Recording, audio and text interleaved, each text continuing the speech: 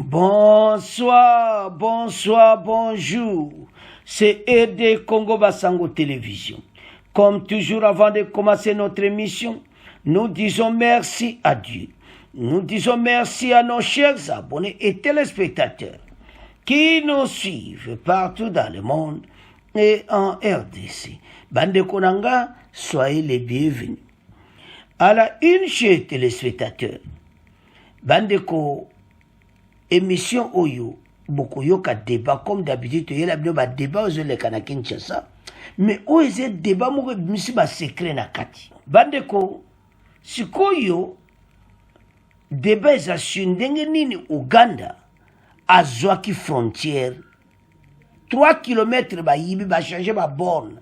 Sikobo yoka professeur Chibangu na ako expliquer un peu les spécialistes na géopolitique. Il a ko expliquer yango aza spécialiste a ko expliquer ba frontière ndenge nini ezala ki faisait ba norme juridique depuis 1915. Alors, selon ndenge frontière wana, ndenge ya yibi 3 km, bazana besoin ya ba minéraux oyo to benga noibium oyo pimina Nord Kivu. Alors, minéraux wana nde bozo mona ngona photo eza ko sakana te sala ka ba fusée. Ba fizo bozomona na monde mikolo yo ezo utana noibium, donc minéraux moko stratégique. Alors ezo tekama na mboka na biso ko sakana te ezo kotsa milliards de dollars na économie ya mboka. Alors maintenant bango ba envahir côté wana Kagame et Museveni pour la business na bango. Alors boko yoka ndenge nini bakonzi bazo traiter somo bakonzi ba intervenir, mais bakonzi balobi ke ata bakoti na bango bakotika la kozwango te po eza ba norme internationale. Jamais bakotika ko balkaniser mboka na biso parce que tozala l'aise eza ba norme internationale. Muta kolongola ngote toza balobi eza le long 817 km mais eza kaka 64 bornes. Bango ba djiba borne wana à 6 km à peu près, ba poussi yango na 3 km pour ba récupérer, ba na ko timola, ko yiba, ba minéraux na biso. Soit disant que ça na Uganda. Alors, tout l'anda de près de ba au bandeko, po eza somo. Bongo to continuer émission na biso. Nord Kivu, une partie du territoire congolais serré annexé à l'Ouganda dans le groupement de Busanza, c'est précisément dans le village Mungo proche de Bunagana. C'est ce qui ressort d'une alerte faite par les habitants vivant dans cette zone occupée par les rebelles du M23. Ces derniers parlent notamment d'une opération de démarcation des limites frontières qui serait en cours dans la zone située entre Bunagana et la colline Moussezero depuis quelques semaines. Un acteur politique du milieu plaide pour l'implication urgente du gouvernement congolais. On écoute le député provincial Emmanuel Ngarouye au micro de Bernard Danyangui.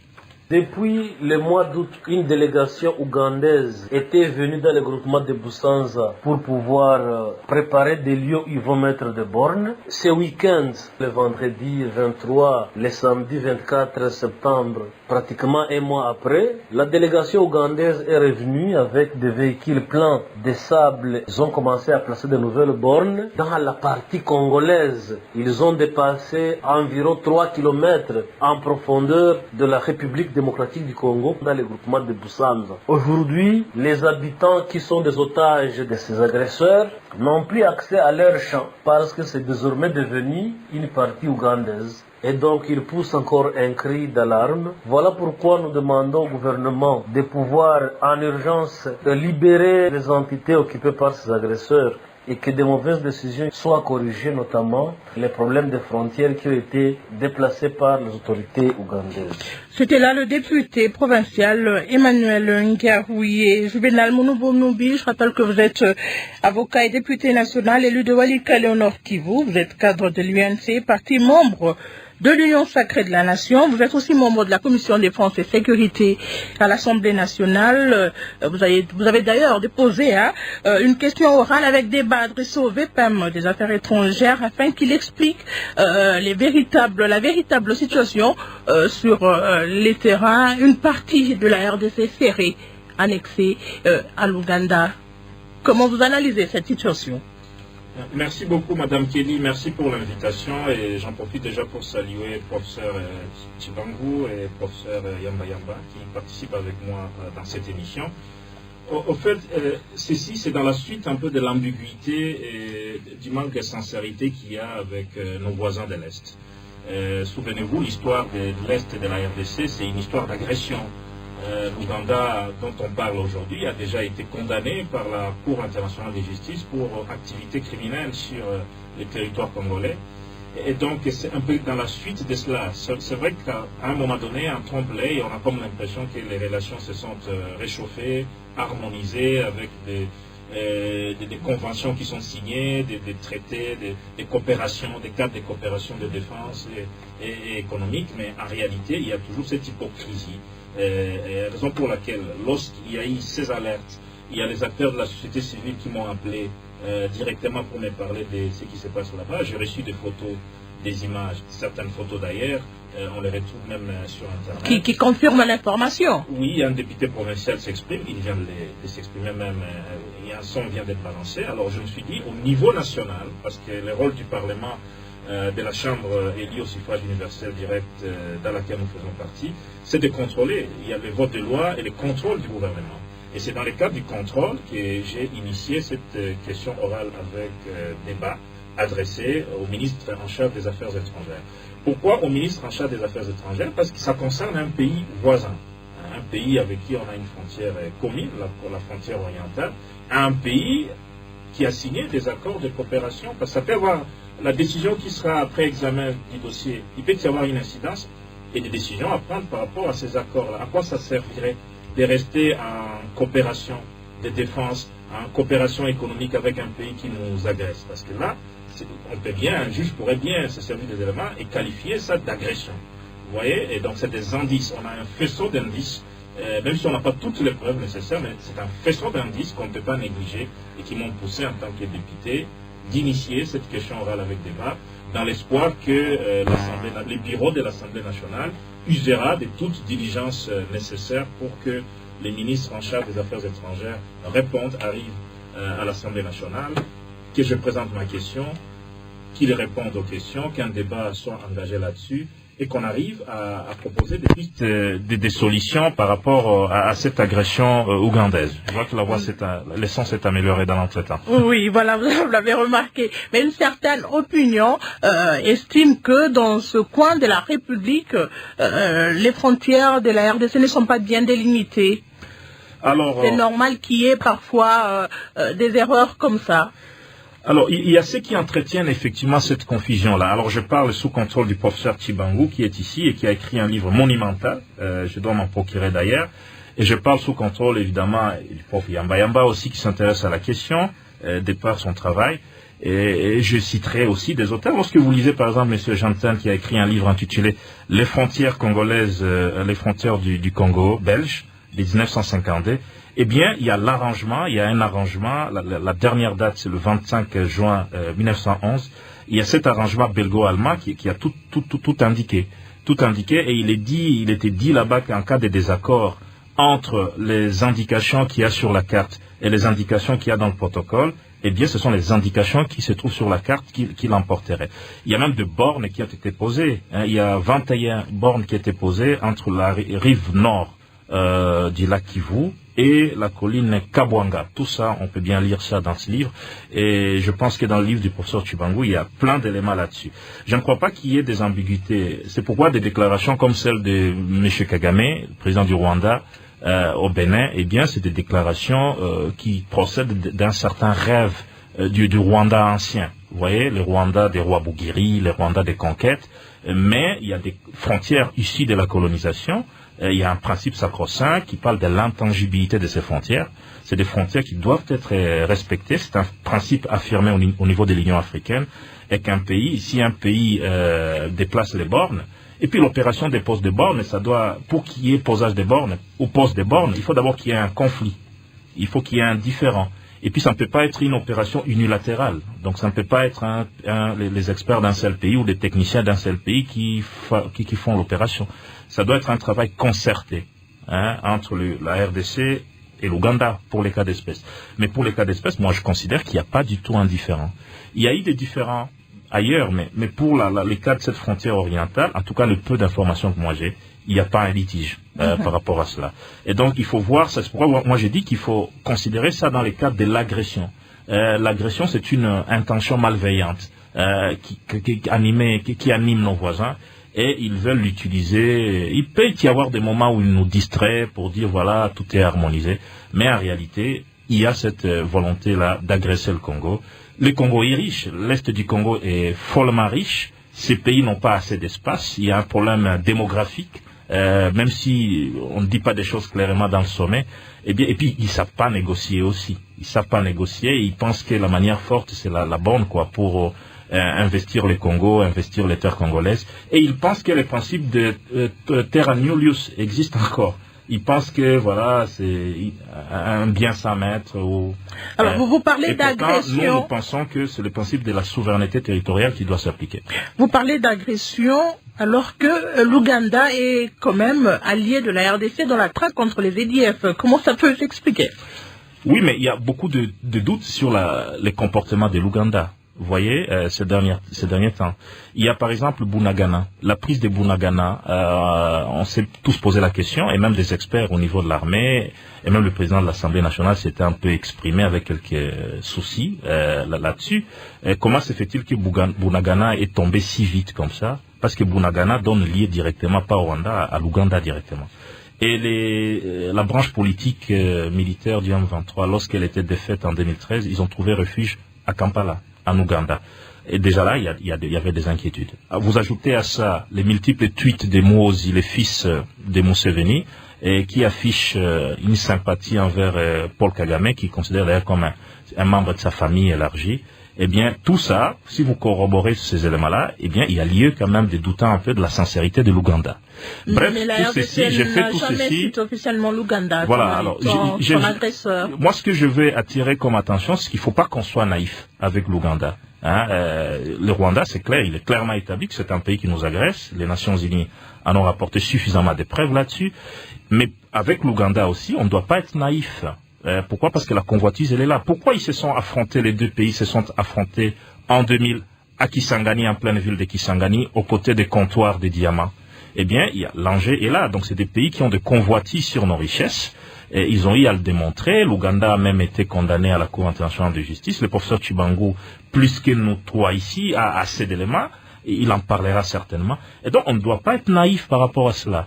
Mais ceci n'affecte pas les soucis du président Tshisekedi. C'est quelqu'un qui est arrivé au pouvoir. Il a pratiqué la politique d'ouverture au monde sur le plan diplomatique. Parce qu'il faut quand même affirmer que si le Congo était ouvert au monde au début des années 2000, lorsque Joseph Kabila est arrivé au pouvoir, on a assisté quand même à une sorte d'isolement vers la fin de son règne. Et lorsque Tshisekedi est arrivé au pouvoir, c'était de nouveau l'ouverture, la politique de bon voisinage. Mais attention, notre souci d'être en bonne relation avec les voisins a été surpris, notre bonne intention, notre bonne foi a été surprise par l'intention malveillante de certains voisins, en l'occurrence le Rwanda, et peut-être l'Ouganda aussi, par rapport à ce qui fait l'objet de notre sujet d'analyse actuellement. Évidemment, il faut des analyses, il faut que le Parlement débatte, il faut que les experts du gouvernement débattent, il faut que les mécanismes conjoints de vérification de frontières de la CIRGL soient saisis. Bref, nous devons ouvrir l'œil et ne pas rester, je vais dire, naïf par rapport à ce qui se passe. Merci, Maître Juvenal. Professeur Chibangu Kalala, professeur à la faculté de droit de l'Université de Kinshasa, auteur de l'ouvrage intitulé La République démocratique du Congo et ses 11 frontières internationales, géopolitique et droit international. Ce sujet tombe à point nommé. Professeur, je sais que vous êtes très à l'aise dans ce sujet. Une partie du territoire congolais s'est réannexée à l'Ouganda, alerte la population du groupement de Busanza. Nous sommes là dans le territoire de Rutshuru. Il paraît qu'il y a un problème sérieux des délimitations des frontières dans cette partie de la République. Merci beaucoup, Madame Kelly. Merci infiniment pour votre invitation. Ça fait longtemps que j'ai reçu. Exactement, c'est vrai. Ça fait longtemps qu'on t'a reçu dans cette émission. D'abord, je tiens aussi à féliciter, à remercier mon ami honorable Mounoubo, que je n'ai pas vu depuis un certain temps. Oui. Très heureux de le rencontrer ici. Merci pour cette chose. Et le professeur Yamba Yamba, qui est le gestionnaire du dossier des frontières, parce que les frontières sont gérées par le ministère de l'Intérieur. Nous avons une commission technique spécialisée, la commission permanente des frontières. Donc c'est lui le responsable. Voilà. Madame Kelly, comme l'avait dit un historien immense, célèbre, grec de l'Antiquité, Hérodote, eh bien, la géographie et l'histoire sont inséparables. Et donc, cette question implique l'histoire et la géographie.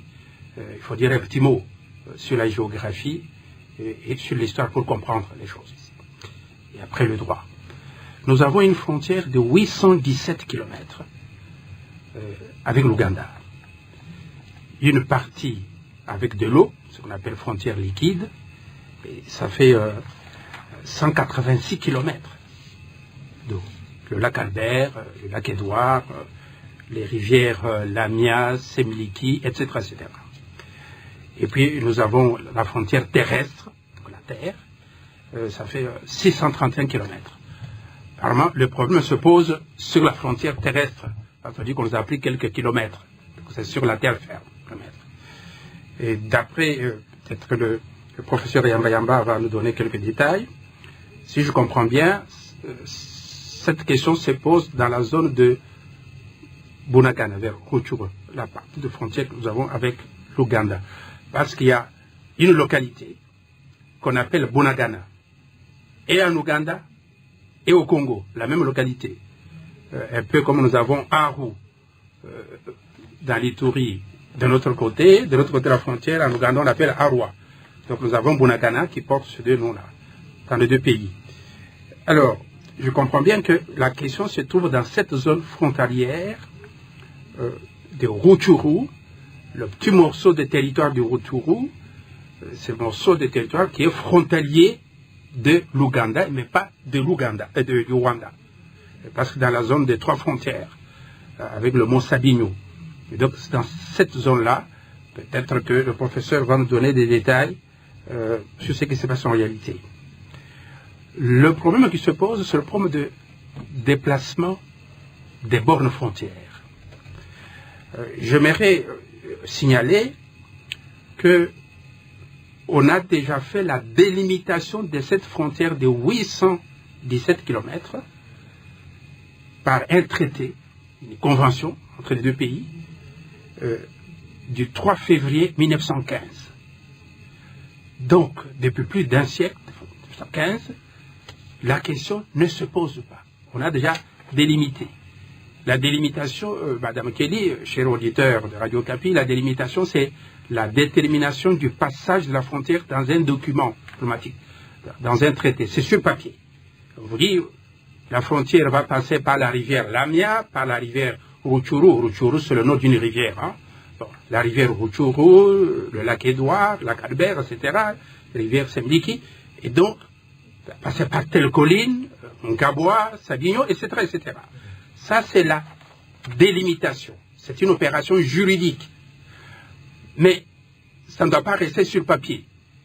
Il faut que des équipes, des techniciens, des topographes, des géographes, des topographes, des marcatateurs,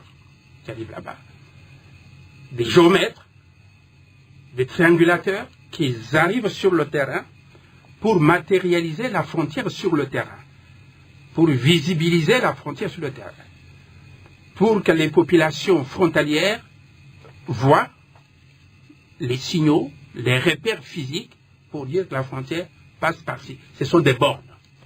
Alors, les bornes posent un problème, Madame Kelly. Depuis 1915. Imaginez-vous, sur une frontière de 817 km, il n'y a que 64 bornes qui étaient laissées par les Belges. On a complété en 2016, mais cette fois-ci, ce n'est pas dans la région du Nord Kivu où nous avons des problèmes, mais ça c'est vers l'Ituri, à Aru. On a complété des bornes frontières sur une distance de 28 km. Peut-être qu'on pourra en parler de cette émission-là. Et donc, il y a un problème de visibilité de la frontière sur le terrain. Le même problème qu'on a eu à Kayemba en 2007-2008. Je comprends bien qu'aujourd'hui, qu'il y ait cette réaction de notre société civile, et c'est très bien, et même du député provincial et de l'honorable Mounoubo, d'attirer l'attention du peuple, du pays, pour dire attention, il y a un problème là-bas. Mais le problème, comme je le dis, on n'a pas fait la démarcation des frontières, donc poser des bornes physiquement sur la terre, sur cette longue frontière de 817 km. Vous prenez par exemple le lac Albert, c'est 142 km. 142 km, Albert. Mais il n'y a aucun repère physique sur le lac Albert pour montrer la frontière entre l'Ouganda et la RDC sur le lac Albert. Même chose sur le lac Édouard. Donc, quand on suit vos explications, on ne peut pas affirmer ou confirmer que réellement l'Ouganda a pris une partie de la RDC. Moi, je suis réservé. Moi, je suis dans la science. Hein. Je ne suis pas dans le militantisme. Je fais la science. Nous avons eu le même problème avec Kahemba, Madame Kelly. On a dit à l'époque, voilà, oui, le gouvernement a vendu Kahemba à l'Angola, etc., des tensions, des passions, etc. Mais quand on est allé sur le terrain pour regarder, pour voir si effectivement l'armée ougandaise, disons l'armée angolaise, avait pénétré sur le territoire pour occuper le village, mais nous avons constaté, effectivement, que ce sont des Congolais, de bonne foi, qui avaient traversé le 7e parallèle au sud, qui sont allés s'installer en Angola, pensant qu'ils sont chez eux, qu'ils sont au Congo, alors qu'ils étaient déjà en Angola. Pourquoi? Parce que vous avez la distance entre les bornes que les Portugais et les Belges avaient posées à l'époque, 10 km entre deux bornes. Vous imaginez? Alors les villageois qui sont là-bas, les Tchokwe, les Lunda, qui sont allés, sont en train de chasser du gibier de l'autre côté, mais ils ne peuvent pas se rendre compte qu'ils ont déjà quitté le Congo, ils sont en Angola. Et le problème a été réglé quand on a envoyé des équipes de techniciens sur le terrain, c'est le problème. À ce stade, pour revenir au cas qui nous occupe, je ne peux pas affirmer, et je suis d'accord avec honorable Mounoubo ce qu'il a dit, il faut qu'il y ait, et avec le ministre Mouyaya, justement, il faut qu'on aille voir exactement sur le terrain. Parce que nous avons... localité est malheureusement occupée par le M23. Comment faire? Nous allons régler le problème. On va régler le problème. C'est pour cela qu'il faut une opération diplomatique. Le ministre des Affaires étrangères est déjà saisi. Le ministre de l'Intérieur, le gouvernement est déjà saisi. Eh bien, nous avons des organisations sous-régionales qui sont là, CIGRL, nous avons l'Union africaine qui a toute une commission frontière, etc. S'il y a ce genre de problème, eh bien, on va le résoudre de manière technique. Parce qu'on ne peut pas affirmer dès maintenant, ou confirmer, ou infirmer, on ne peut pas dire que la société civile ou le député provincial n'a pas raison, non. On ne peut pas dire qu'il a raison, il faut aller voir sur le terrain. Est-ce qu'on a effectivement implanté une borne? Et si on a implanté cette borne, c'est sur la frontière telle que c'est défini dans le texte. Parce que si on n'a pas respecté les bornes, le tracé de la frontière, c'est facile à repérer. Je vais vous donner un exemple pour terminer là-dessus. Au nord, dans l'Ituri, toujours la frontière avec l'Ouganda, il y avait un conflit autour du marché qu'on appelle là-bas le marché Kampala-Kinshasa. Il y avait un vaste terrain. L'Ougandais prétendait que ce terrain-là lui appartient.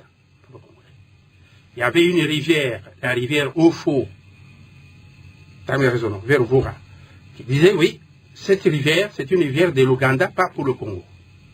Mais quand on a fait le travail de reconstruction des bornes qui étaient posées là-bas en 1911 et 1915, surtout, on a fait ce travail en 2016 par les deux gouvernements. On a reposé de nouvelles bornes en respectant le traité dont je vous ai parlé du 3 février 1915. Eh bien, on a récupéré la rivière parce qu'on a trouvé que cette rivière, au fond, c'est une rivière qui appartient au bassin du fleuve Congo et non pas au bassin du Nil. Et les Ougandais ont accepté. Même chose pour le terrain en question que l'Ouganda a réclamé.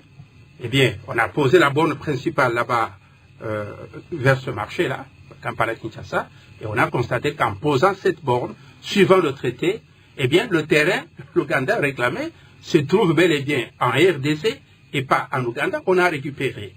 Le travail qu'il faut faire, Madame Kelly, je m'adresse à notre peuple et à nos dirigeants, le travail qu'il faut faire, c'est ça la solution, c'est poser les bornes frontières sur le 817 km. Il faut le faire dans le cadre bilatéral, et Honorable Moubo a parfaitement raison, ce n'est pas l'Ouganda seul qui doit venir avec ses policiers, avec ses camions, et commencer à faire un travail sur les bornes frontières. Parce que dans le traité, on dit toujours, s'il y a une borne qui a été posée, les bornes paires, qui portent le numéro pair, c'est tel pays qui doit surveiller la maintenance. Les bornes qui portent le numéro impair, c'est tel autre pays voisin. Ça doit se faire sur le plan bilatéral. Donc l'Ouganda ne peut pas venir seul. Ça, c'est condamnable. C'est une violation justement de ce traité qui a bien tracé les frontières. Et c'est tout savoir que est-ce qu'à cet endroit-là, parce que dans les documents que j'ai, suivant mes recherches, on avait posé juste 12 bornes. Bon, depuis le sommet du mont Sadignon jusqu'au mont Gabois. 12 bornes. En 1911. C'est trop peu. Bon, maintenant, les coordonnées sont là, je les ai publiées dans le livre. Est-ce qu'il s'agit de ces bornes-là qu'on est en train de reconstruire ou ce sont des nouvelles bornes? Qu'est-ce qui se passe?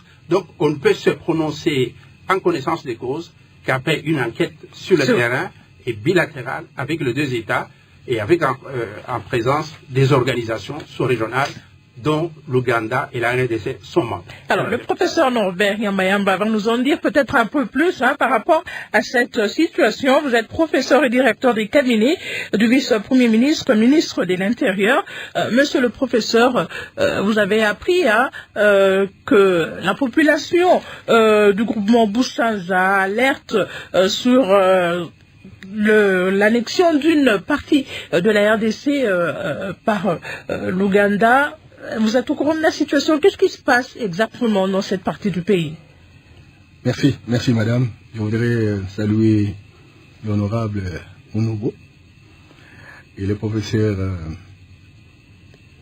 Tshibangou, qui n'a jamais cessé de nous démontrer de quoi il est capable sur cette question. Et je suis heureux d'être avec eux et que nous puissions débattre sur cette question qui intéresse notre peuple, notre pays. Mais avant d'aborder véritablement la question, je dois vous avouer que nous avons appris, comme tout le monde, même de voix croisées, cet état de choses, au travers la société civile, au travers le député provincial, etc., et même pour d'autres voix croisées. Mais je ne voudrais pas me détacher du gouvernement parce que, croyez-moi, je suis au ministère de l'Intérieur, Sécurité et Affaires coutumières, qui fait partie naturellement de l'équipe gouvernementale. Et celui qui est censé donner, n'est-ce pas, les informations ou la prise de position du gouvernement, c'est le ministre de la Communication. Et Patrick Mouyaya s'est exprimé sur cette question. Et il s'est abstenu de donner avec émotion les éléments de la situation en attendant que les procédures diplomatiques soient déclenchées. Je tiens naturellement à cette procédure gouvernementale pour avoir des éléments plus concluants, plus consolidants de manière à évoquer cette question. Je voudrais également rappeler qu'en venant ici, je n'ai pas réussi l'ordre de mon chef panafricaniste, certainement du CAB.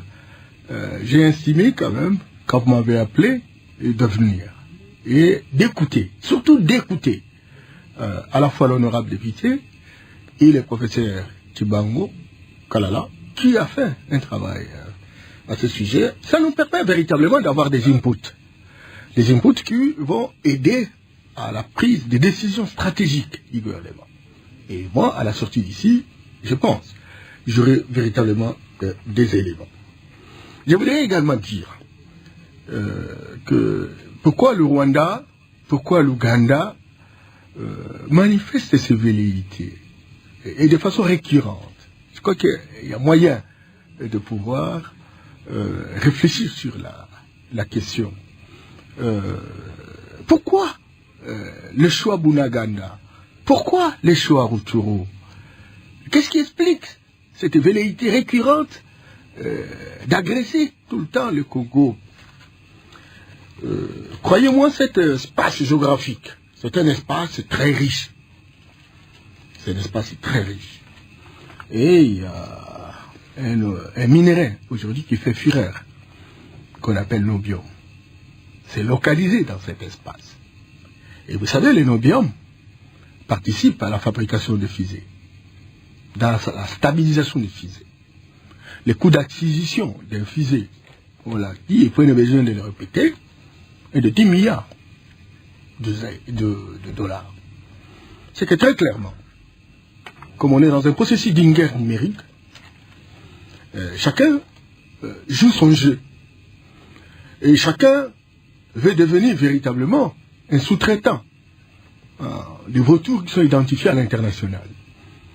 Il faut savoir gonfler comme un crapaud. Et les terrains deviennent très fertiles, je m'excuse beaucoup, deviennent très fertiles. Même les graines pourries viennent germer. Tout simplement parce qu'on acquise de temps en temps dans notre pays, n'est-ce pas, d'avoir des frontières poreuses. Et tous les aventuriers viennent.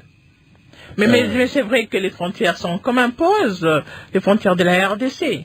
Et donc, quelqu'un qui a fait les études par rapport à ça, parce qu'il ne faut pas... Le prof dit sur 817 km, on a à peine combien de bornes? 64 bornes seulement. Mais c'est un travail à faire. Et c'est comme ça que cette émission-là doit servir véritablement d'approche pédagogique. Pour que finalement, ceux qui sont dans la chaîne des décisions... Vous qui êtes dans la chaîne des décisions. Bien entendu. Mais n'oubliez pas que je reste impérationnel par rapport à ce que je représente en termes de valeur intrinsèque aussi. Donc, je dis ceci, que les bornes sont sous-estimées par rapport à la grandeur, n'est-ce pas, comment on dit, de la frontière. Et il n'y a pas que ça.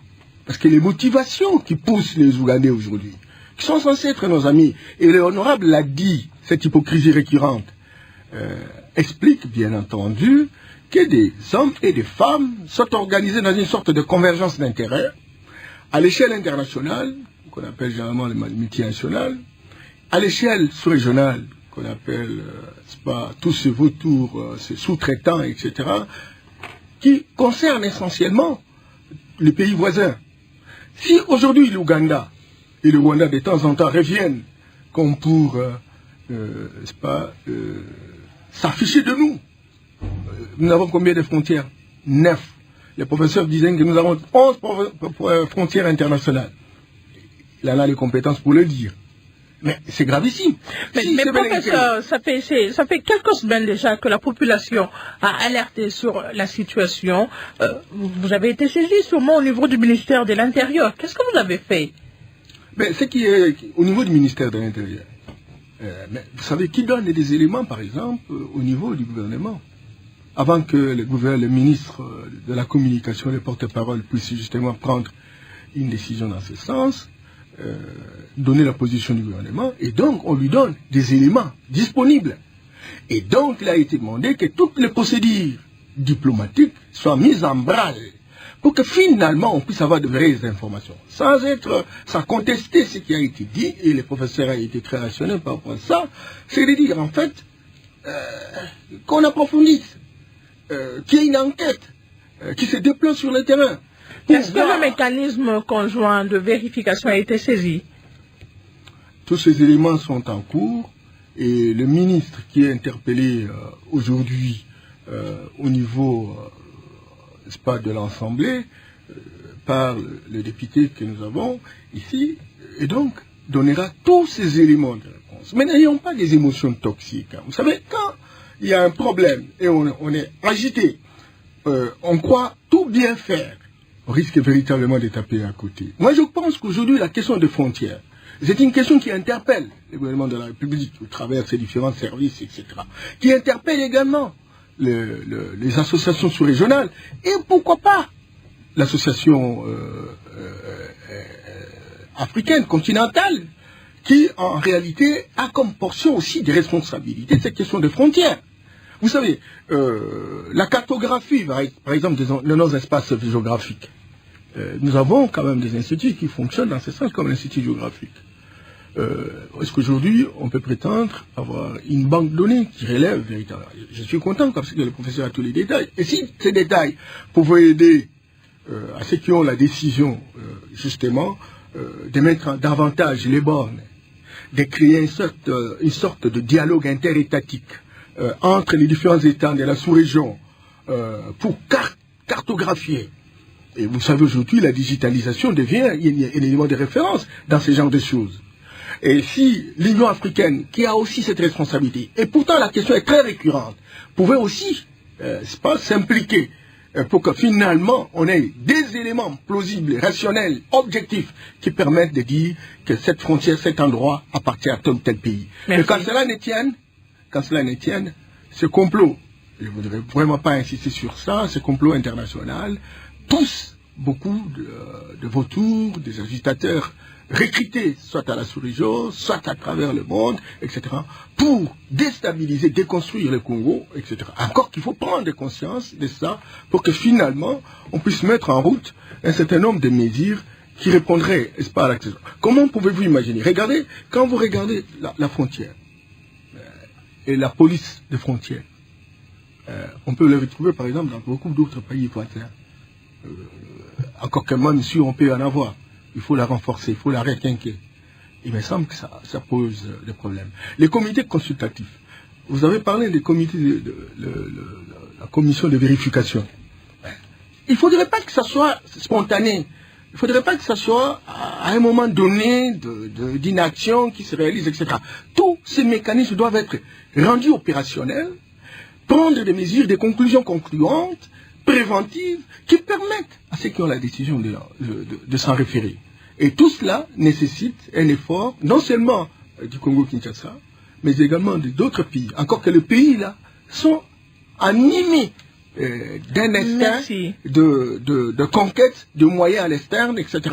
Et ils trouvent que le Congo, c'est un éléphant qu'il faut bouger. Professeur Norbert Yamayamba, on va ouvrir le standard pour donner aussi la parole à ces nombreux auditeurs qui nous suivent de partout. On va se rendre à Butembo, dans la province du Nord Kivu, pour écouter Émile Kangiti. Émile Kangiti, depuis Butembo. L'Ouganda n'a jamais été un beau partenaire pour la RDC. Il a toujours eu l'agenda d'annexer quelques territoires depuis très longtemps. L'Ouganda doit être donc traité au même titre que le Rwanda. Honorable Mounoubo. Oui, je suis d'accord avec Monsieur Émile, même si je ne suis pas venu ici pour mettre l'Ouganda sur l'autel pour le juger. Mais il faut pas rester naïf, comme je l'ai dit. Et souvenez-vous, lorsqu'il y a eu cet accord militaire des opérations conjointes avec l'Ouganda, moi j'étais très frilé par rapport à ça. Et j'ai eu à les dire devant mes collègues du Nord Kivu, devant le Premier ministre. Je n'étais pas écouté par beaucoup d'entre eux. Mais je crois qu'avec l'histoire, avec les temps, ils me donnent raison. Et ils estiment peut-être que ils estiment que j'avais raison. Pourquoi? Parce que l'accord militaire avec l'Ouganda n'a rien produit. Il y avait cet accord militaire, il y avait la promesse de construire des routes, une route transnationale, mais tout ça, ça n'a pas abouti. Pourquoi? Parce que c'est toujours difficile de savoir l'intention de l'Ouganda. Qu'est-ce qu'on peut faire comme travail avec l'Ouganda? C'est pas toujours si clair que ça. Raison pour laquelle, au niveau diplomatique, nous devons demander beaucoup plus de clarté.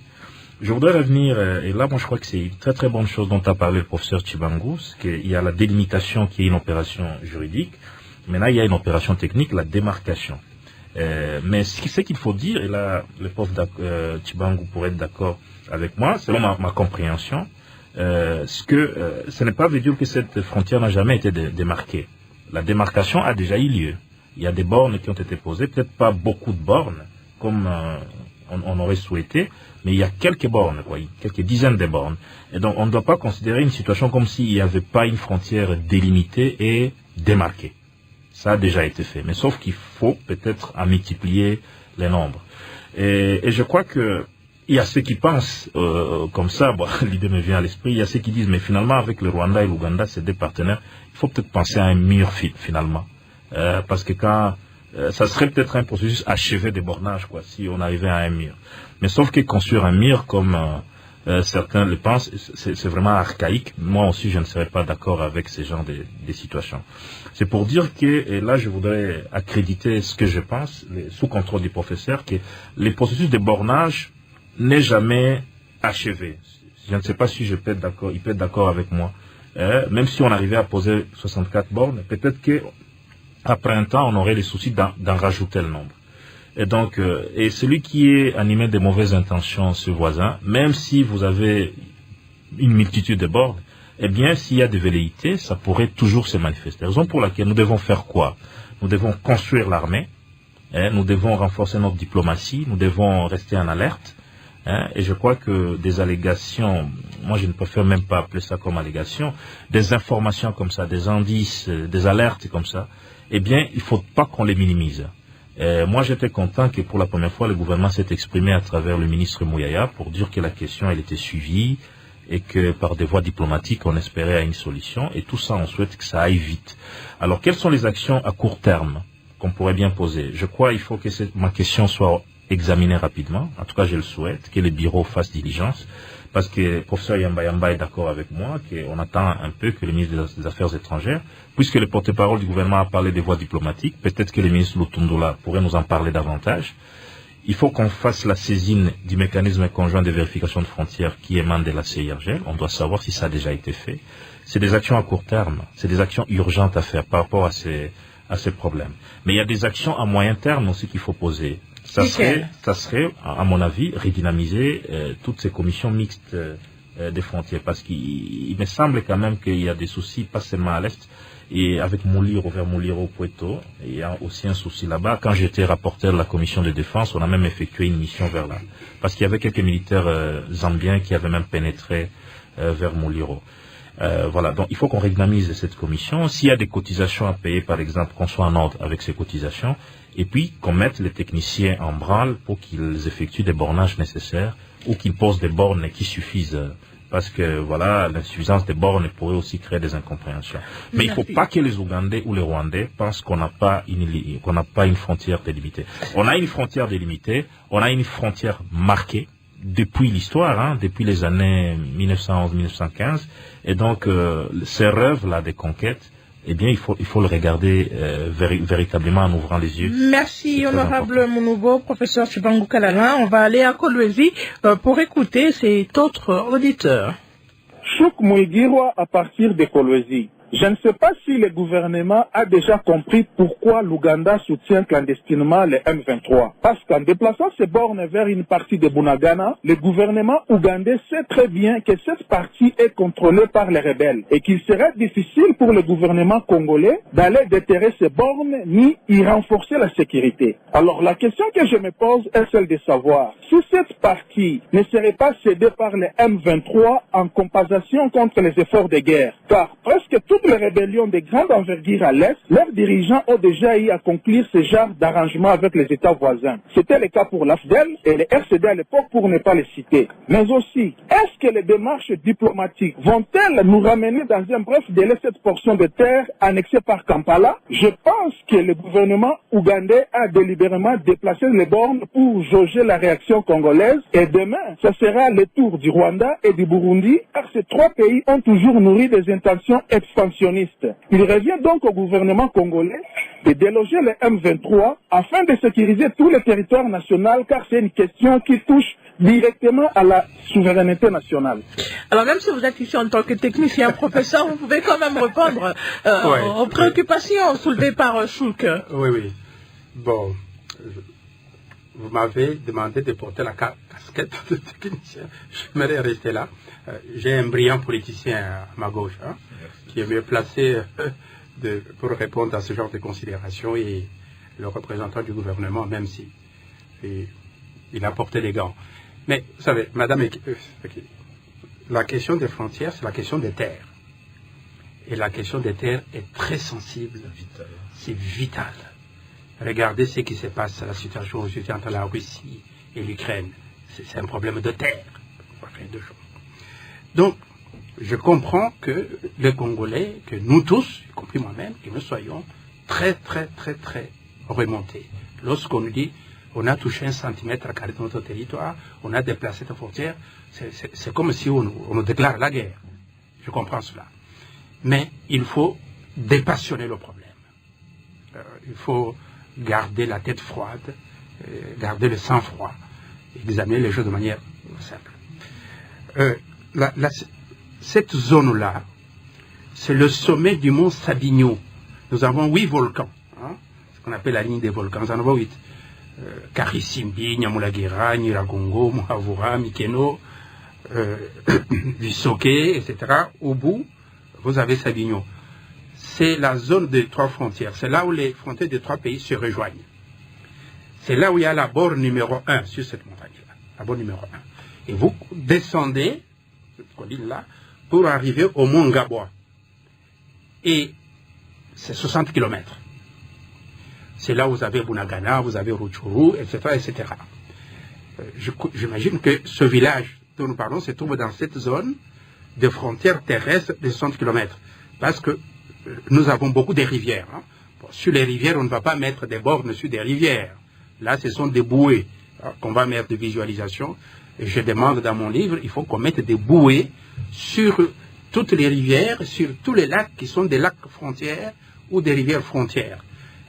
Les gens ont tué les Congolais tout le temps, on leur arrache des pirogues sur le lac Albert, sur le lac Édouard, justement par la police ougandaise, parce que ces pauvres ne savent pas s'ils sont avec leur pirogue pour aller prendre du poisson, est-ce qu'ils sont déjà du côté de l'Ouganda, est-ce qu'ils sont toujours du côté de RDC, mais ça c'est la responsabilité du gouvernement. Donc, je vais vous donner un exemple. Il faut aller pour rapidement, calmer, professeur, parce que nous tournons vers la fin de l'émission. Oui, pour calmer, pour quelque chose. Nous avons eu un problème que les Belges et les Anglais n'ont pas réglé à l'époque coloniale. On ne l'a pas réglé après l'indépendance entre Mobutu et Kaunda. Il y a à peine 2 ans que le président Tshisekedi vient de régler ce problème avec le président Lungu de Zambie. On a une frontière de 205 km entre le lac Tanganyika et le lac Mouero, Puerto, dont vous avez parlé. C'est là où on s'entretuait tout le temps. C'est là où vous avez appris il y a à peine quelques temps que l'armée zambienne était sur notre territoire, les Congolais réclamaient qu'on aille faire la guerre, etc. La Zambie prétendait que les villages que son armée a occupés, c'était des villages qui étaient en Zambie et pas au Congo. Mais comment on a réglé ce problème?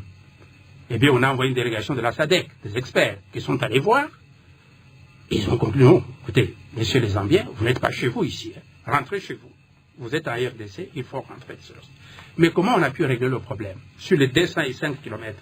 C'est parce qu'il n'y avait pas de borne depuis l'époque de la conférence de Berlin. Eh bien, le président Tshisekedi, le gouvernement zambien, se sont organisés très rapidement et on a commencé à poser des bornes frontières. J'ai publié des images de ces bornes dans le livre. Et donc, sur près de 186 km honorables, les bornes, il y a des bornes principales, il y a des bornes intermédiaires, donc on peut raccourcir les distances. Hein. Comme là, on a mis 1 km, c'est visible. Et donc, sur la frontière, et on a réglé le problème, et on ne va plus se battre encore avec les Zambiens sur ça parce que c'est visible, voyez-vous. Maintenant, avec l'Ouganda, il y a quelques bornes. Mais c'était quoi? Madame Kelly, c'était ridicule. Nous sommes en 1911, 1912, avant la Première Guerre mondiale. Mais les bornes dont on parle là, c'était les amas de terre, comme les caillasses là. Vous ramassez quelques caillasses, quelques graviers, vous faites un tas, puisque ça, c'est ça la borne.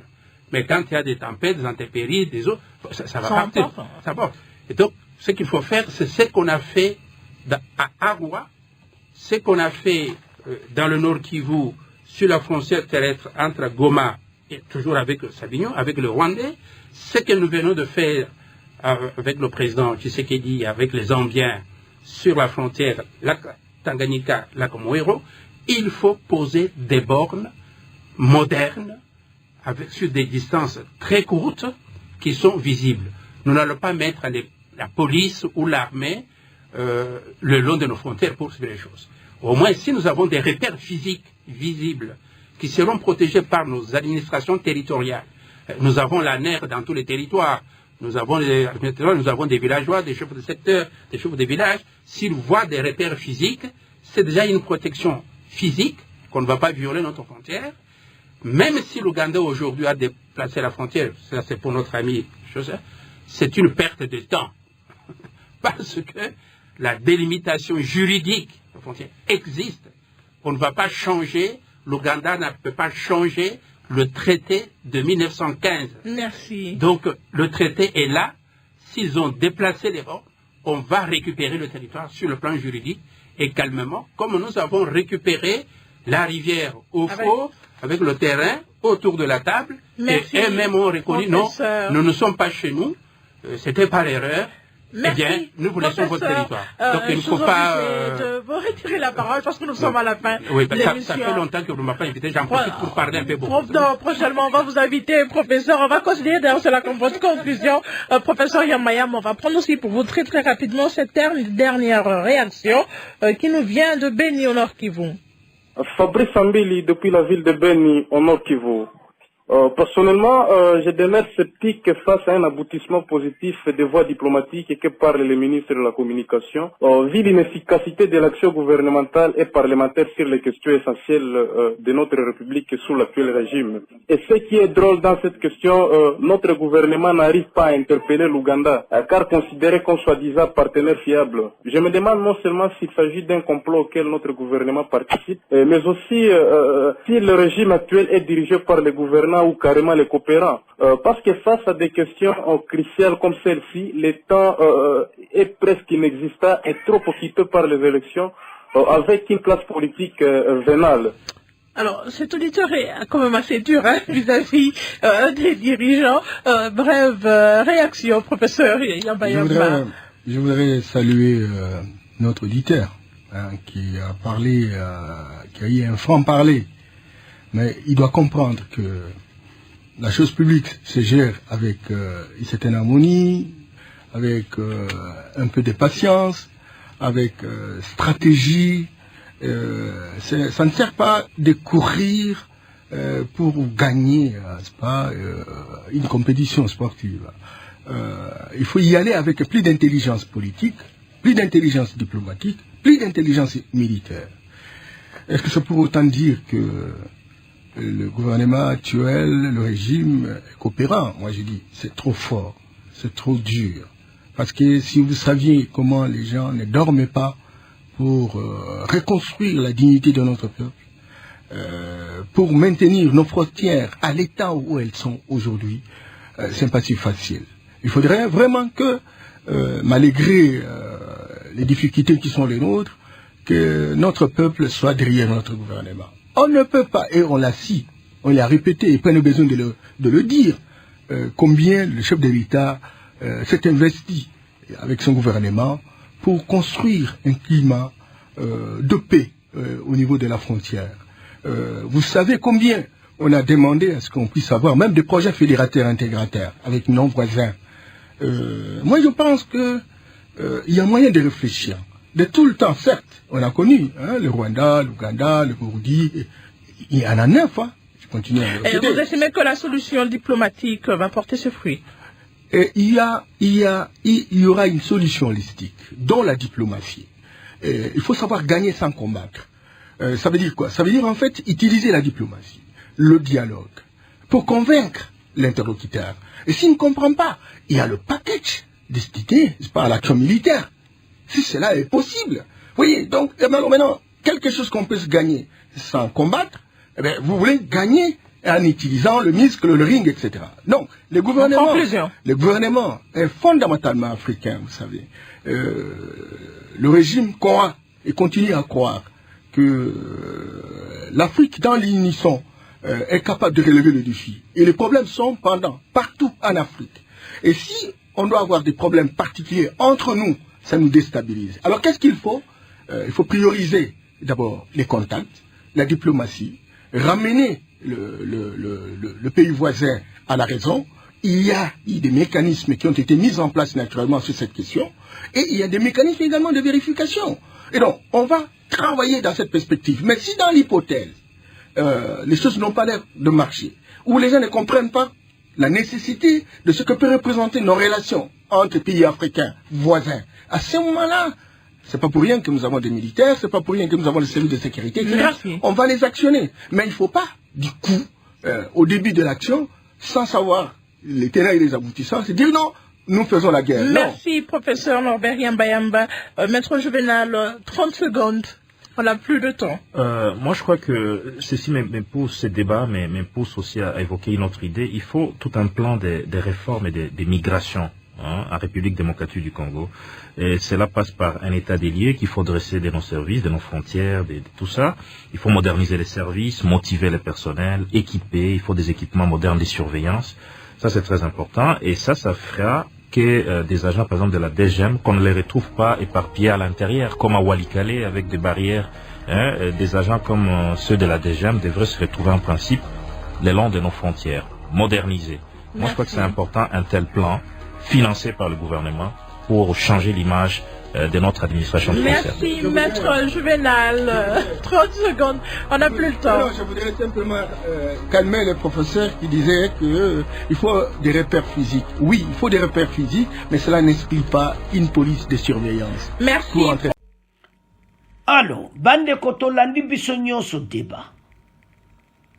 Procès Chibangu a expliqué très bien comment la norme on est allé depuis 1915 et puis les longs. Tous la frontière à rivière, mais oya mabele na Ouganda, c'est à peu près les longs, à peu près 800, sur combien de kilomètres?